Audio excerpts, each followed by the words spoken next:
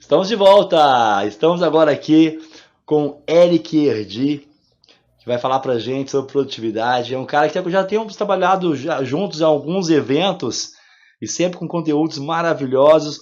Eric, se apresente ao pessoal. Boa noite, pessoal. Tudo bem? Como vocês estão? Estou muito feliz de estar aqui mais uma vez nesse evento maravilhoso que nosso amigo Wagner está sempre proporcionando para a gente aqui na nossa comunidade.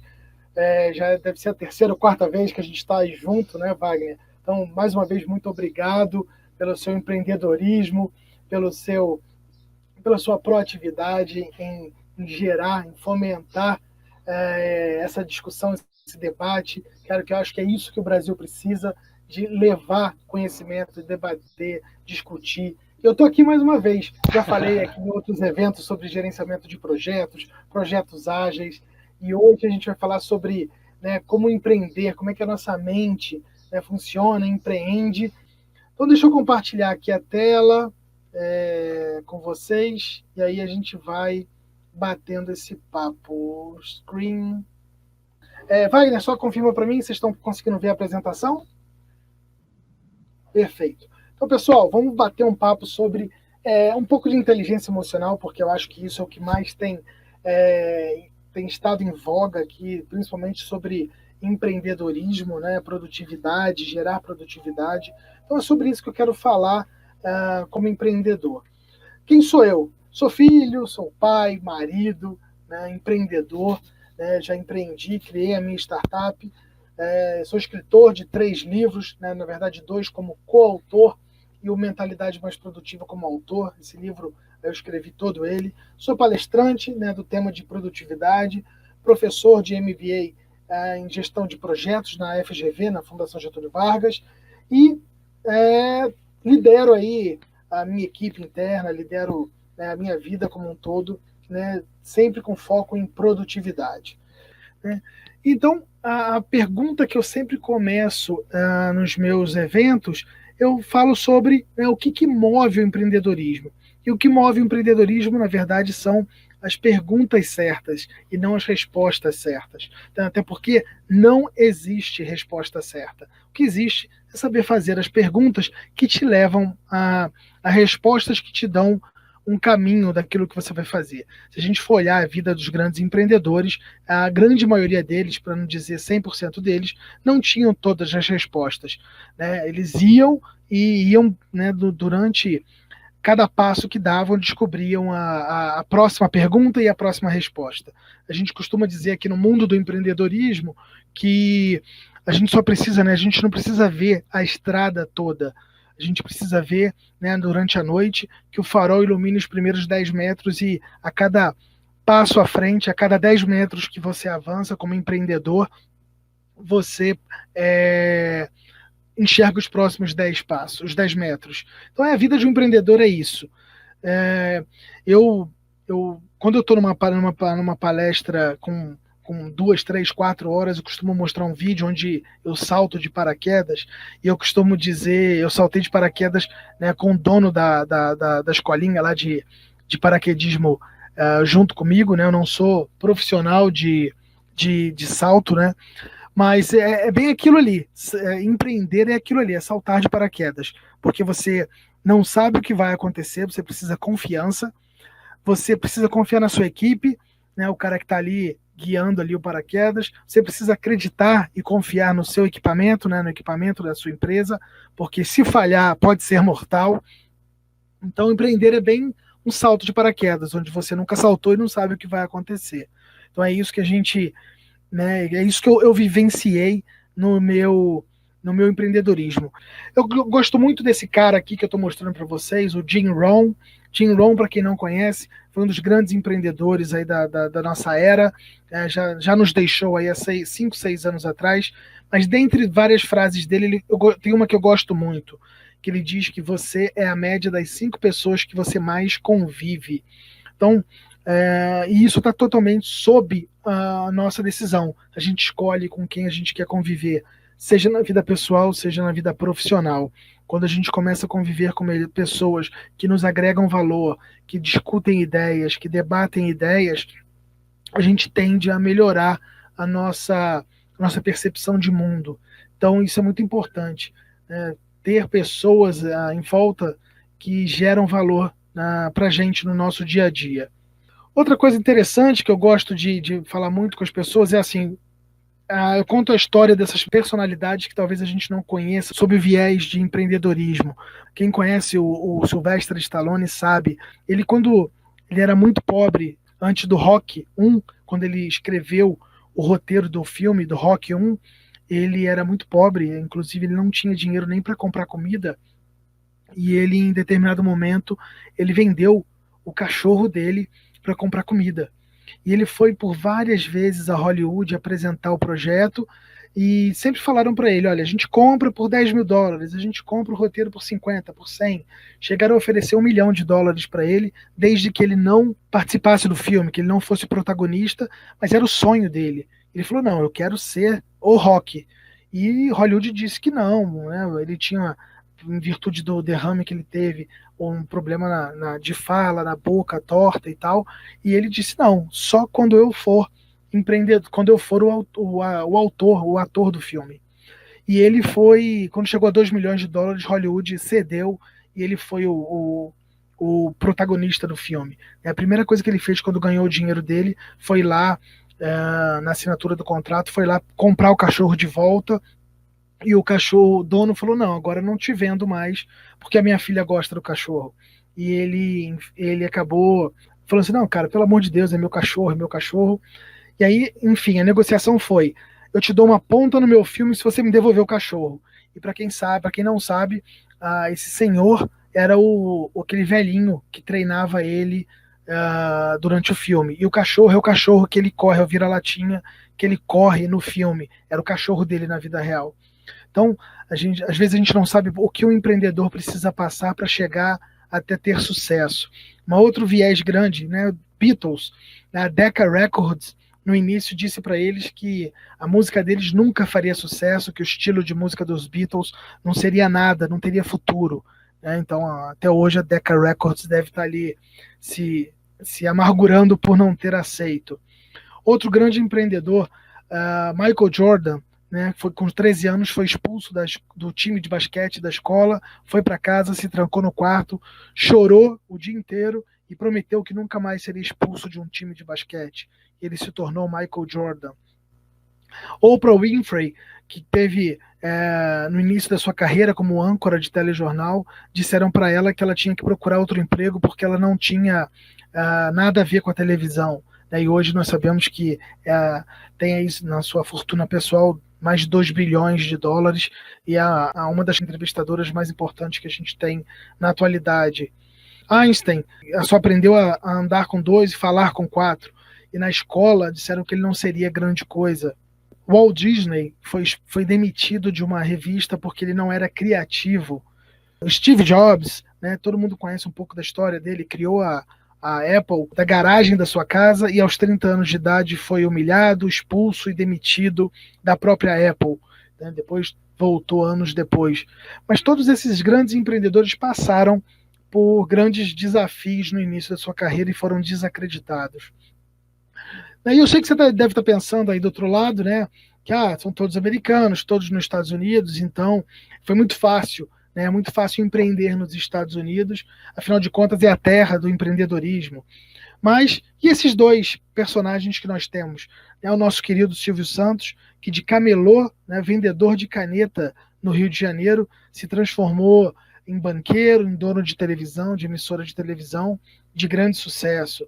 Outro, né, para quem não conhece, esse é o Samuel Klein, dono da Casas Bahia, que também chegou no Brasil com 42 anos de idade, 2 filhos, uma esposa, sem falar português, né, fugido da guerra, da Segunda Guerra, fugido da Polônia. Ele compra uma carroça aqui em São Caetano, aqui em São Paulo, começou a vida vendendo pano de prato e toalha, e criou a Casas Bahia, né, faleceu também alguns anos atrás, e deixou aí um grande legado de empreendedorismo para o nosso Brasil.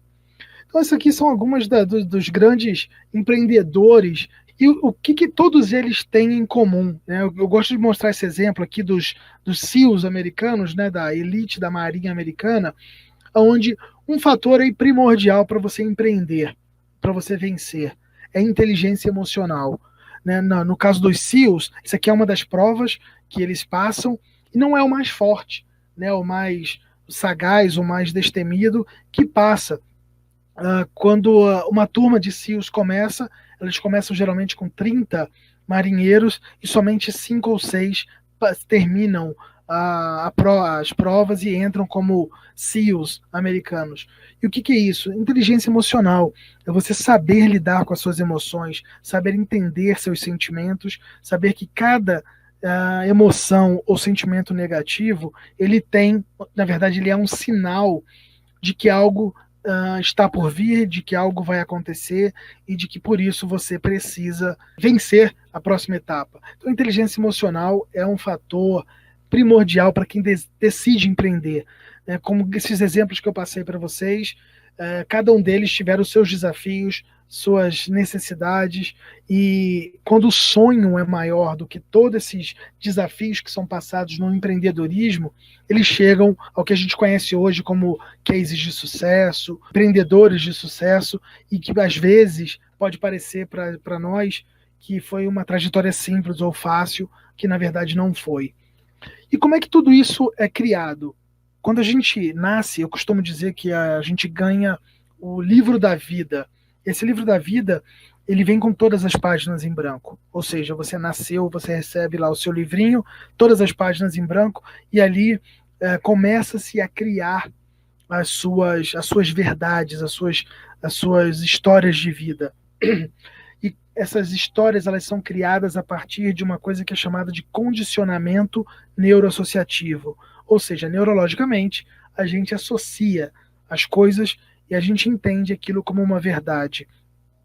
Então, quando a gente nasce, nossos pais, eles começam a colocar ali na nossa cabeça as verdades que, na verdade, na cabeça deles são verdadeiras. Ou seja, meu filho, você é lindo. Meu filho, você vai ser burro. Se você não estudar, você não vai ser ninguém na vida.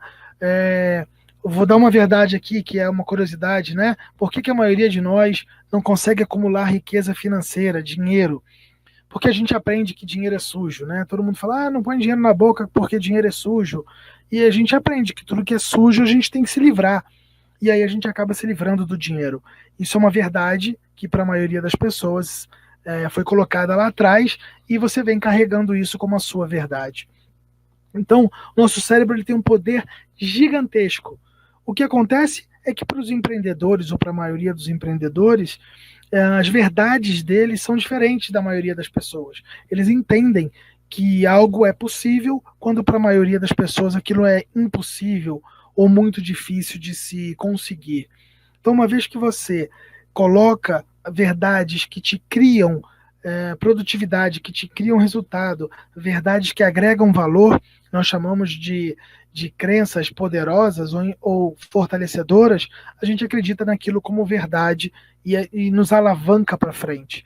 Quando a gente cria verdades ou crenças que nós chamamos de crenças negativas, ou crenças que denigrem a nossa, né, nos criam medo de seguir adiante, aquilo acaba não nos levando a conseguir fazer coisas que para outras pessoas é possível fazer. Outra coisa muito importante, que eu considero importantíssima, é o poder das palavras. Né? Tenho certeza que você que está me assistindo aí já ouviu, já leu, alguém já disse sobre o poder que as palavras têm, que elas exercem na nossa vida.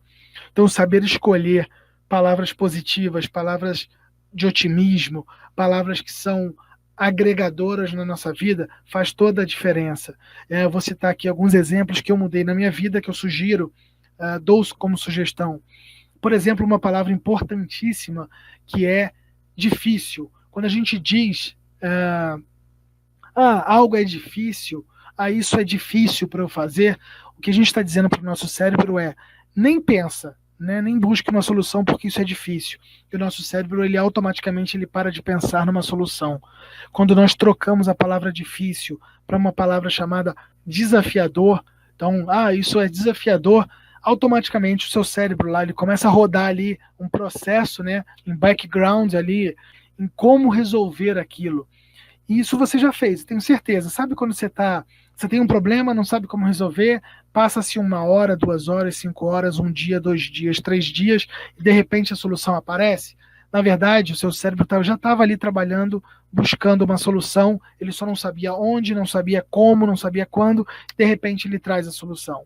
Então isso foi desafiador para o seu cérebro e ele trouxe. Outra coisa são algumas estratégias que eu queria compartilhar aqui com vocês sobre como ter sucesso, né, no empreendedorismo, né, como você mudar a sua mente para ser uma mente mais empreendedora naquilo que você faz. Né? A primeira delas é você começar a ter controle emocional, como a gente já falou aqui no início, né, controlar as nossas emoções. Outra coisa é o controle físico. Né? A gente tem que ter, afinal de contas, a máquina que nos leva no dia a dia é o nosso físico, é o nosso corpo. Então, ter controle daquilo que a gente faz, do exercício que a gente faz, da caminhada, né? Não estou dizendo aqui que a gente tem que amanhã fazer matrícula numa academia, mas começar a se monitorar naquilo que você ingere, como, né, tomar água para alimentar o corpo, né? Diminuir a ingestão de comida ou de alimento que não gera energia para o corpo. Isso já aconteceu comigo também, de me alimentar mal e no final do dia você está com aquela sensação de que o seu corpo não tem mais energia, e não tem mesmo, porque você não ingeriu alimentos que abastecem o seu corpo fisicamente. Outro, nós já falamos aqui, né, segundo o nosso Jim Rohn, controle dos nossos relacionamentos. Né? Nos relacionar com pessoas que agregam é nossa decisão. Nós escolhemos com quem nós vamos nos relacionar. Também não estou dizendo aqui, pessoal, por favor, já me fizeram essa pergunta, estou dizendo aqui para amanhã pegar aquele parente que é negativo e só reclama e excluir ele. Isso é uma decisão de cada um.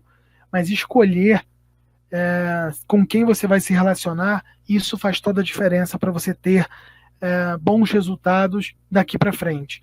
Outro, né, que nós não temos, na grande maioria, é o controle financeiro. Ou seja, a gente não aprendeu, nós não aprendemos a lidar financeiramente com dinheiro. Né? A gente aprende a consumir, a gente aprende a gastar mais do que ganha e não aprende a ter controles financeiros. E para um bom empreendimento dar certo, ter controle das finanças pessoais e de negócio é extremamente importante no nosso dia a dia. E por fim, o tempo. O tempo é o mesmo para todo mundo, 24 horas. Alguns usam ele de forma produtiva e outros para ficarem ocupados mais do que deveriam. Ou você cria uma agenda e controla seu tempo, ou você vira a agenda das outras pessoas e o tempo é delas, não é seu. O tempo é o mesmo. Por que algumas pessoas conseguem e outras não gerar resultado, gerar produtividade? Então esses são alguns controles que eu sugiro para as pessoas, né, 5 estratégias aí de controle para a gente ter sucesso na nossa vida empreendedora.